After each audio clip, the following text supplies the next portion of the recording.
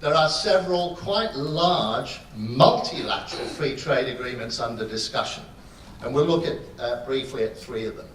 In South America, South and Latin America, we have the Pacific Alliance. This is connecting Mexico, Colombia, Peru, and Chile into a Pacific Alliance, which will supplement the existing Mercosur trade agreement, which covers the countries on the eastern side. So that's a multilateral regional agreement underway. Also, in the Asia-Pacific region, we have a mammoth trade agreement under negotiation called the RCEP. This is the Regional Cooperation Economic Partnership. And this will basically link the 10 ASEAN countries with 6 other nations, which will be China, Korea, India, Japan, Australia, New Zealand,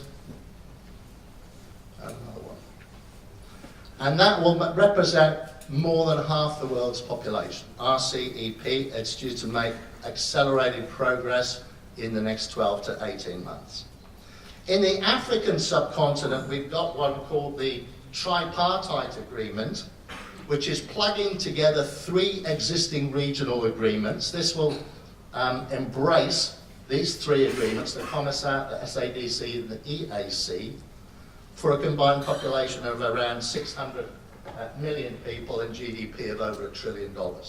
So 3 big multilaterals in different regions of the world under negotiation at the moment, which will enable better cross flows of trade. Of course, at the same time, we also have a question mark about the TPP, which the United States withdrew from earlier this year, and there's now discussions as to whether the TPP 11, so that's without the United States, is going to continue and form that Trans-Pacific Partnership. And then in the European environment, we have the question marks over what's going to happen through Brexit in terms of trade agreements between the EU 27 and Great Britain. So there are many, many different developments going on the trade landscape. In the context of all this, emerging markets are developing. So I've come up with this phrase, emerging markets developing, because largely as a result of globalization, emerging markets have become more economically prosperous. They are growing faster than the developed markets, and a lot of emerging markets are progressing to become developing markets. You can see the top ones here for the last 5-year period. The key thing here is that from the developed market exports, almost 1/3 of them now are going to emerging markets. So consumption in emerging markets is growing to take a lot of exports from developed markets. The other key thing, and this plays into the regionalization discussion, is that almost half of the trade by emerging markets is with other emerging markets. So we have this polarization from globalization, beyond globalization almost, to a more regional world.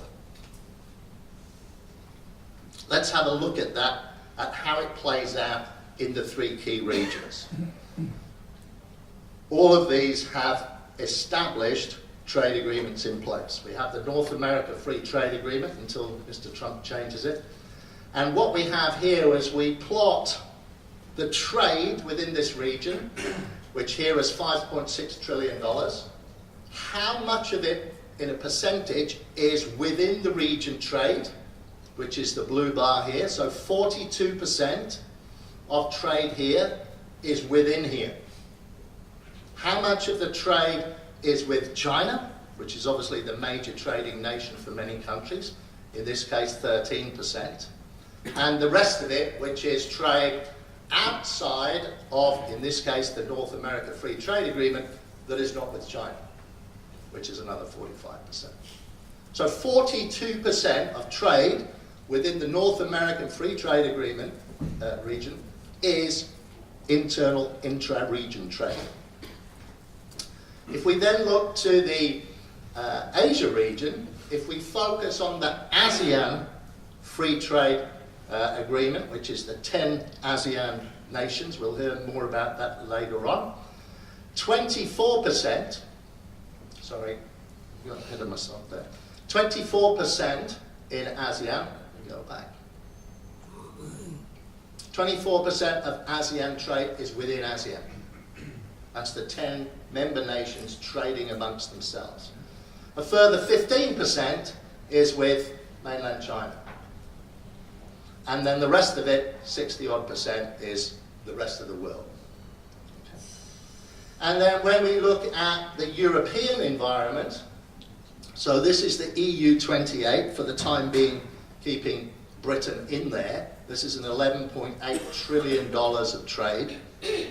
Then 61% of it is within Europe, within the EU 28. 61% of total trade is within the European 28 countries. 6% is with China, and then the other third is with other nations around the world.